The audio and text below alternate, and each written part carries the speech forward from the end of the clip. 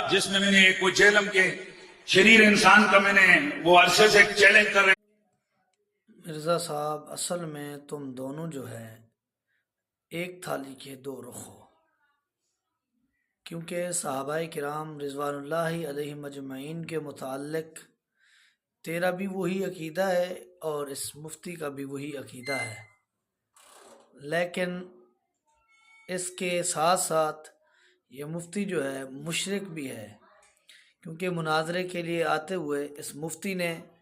قبر پر سجدہ کیا، اس کے بعد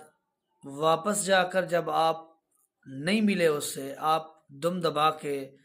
ڈر گئے، تو اس کے بعد بھی یہ جا کر کسی بزرگ کی قبر پر اس نے سجدہ کیا ہے. تو ایک لحاظ سے یہ تیرا سینئر ہے، مشرک بھی ہے، کیونکہ ظاہراً تو